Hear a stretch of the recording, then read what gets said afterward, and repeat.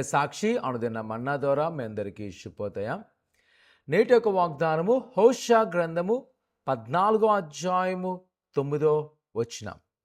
యెహోవా మార్గములు చక్కనివి, నీతిమంతులు దాన్ని అనుసరించి నడుచుకొందురు. కుమార కుమార్తె హోషా గ్రంథాన్ని బాగా మనం పరిశీలన చేస్తున్నట్లయితే దేవుని యొక్క ప్రేమను వ్యక్తపరచడం. ఎప్పుడైతే ఆయన ప్రజలు ఆయన విసర్జించినప్పుడు వారితో ఆయన చెప్తున్న సంభాషణ 1-13 అధ్యాయాలను చూస్తాం. వారిని ఎలా పిలుస్తున్నారు ఒక కథ రూపంగా చూసినట్లయితే, ఒక వ్యభిచారి స్త్రీ తన భర్తను విడిచిపెట్టి పలుమార్లు ఆ యొక్క పాపస్థితిలో వెళ్తుందో, అలాగే ఇజ్రాయేలారా, మీరు నేను ఎంత ప్రేమిస్తున్నా నా ఆజ్ఞలు అతిక్రమించి పేదవాడిని దూషిస్తూ సమాజంలో తక్కువని చేస్తూ మిమ్మల్ని నన్ను అవమానిస్తున్నారు.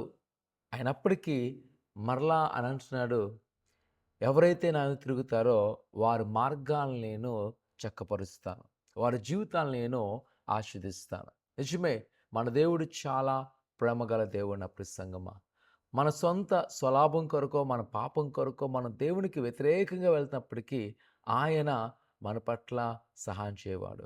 ఆయన ఎల్లప్పుడూ కూడా గొప్ప కార్యాలను చేస్తూ ఆస్వాదించే దేవుడు. ఈరోజు ఒకవేళ ఆయన మార్గం చక్కనివి ఆయన మనం చక్కబెట్టును, మనం ఆయన తిరిగినట్లయితే, ఆయన తట్టు తిరిగి మన హృదయాన్ని ఆయన కనిపించినట్లయితే ఆయన గొప్ప కార్యం చేయబోతున్నాడు.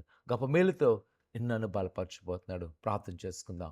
పరిశుద్ధుడా, ఘనమైన దేవా, నీ కొన్నాళ్ళు నీ బిడ్డలైన వారిని జ్ఞాపకం చేసుకొని నీ కృపాక్షలు నింపండి. నిజమేనైనా నీ యందు ఉన్నవారును నేను తిరిగిన వారిని విడిచిపెడే దేవుడు కాదు. ఈరోజు నీ లోకం వైపు కాకుండా నువ్వు వైపు చూడటకు సహాయం చేయండి. మనం ఉదయకాల సమయంలో వరకున్న సవాలు, వరకున్న ఆపద, వరకున్న కష్టాన్ని నీకు అప్పగిస్తుండగా మీరే గొప్ప కార్యం చేసి విడుదల చేయమని యేసునామమున అడుగుతున్నాం తండ్రి, ఆమెన్.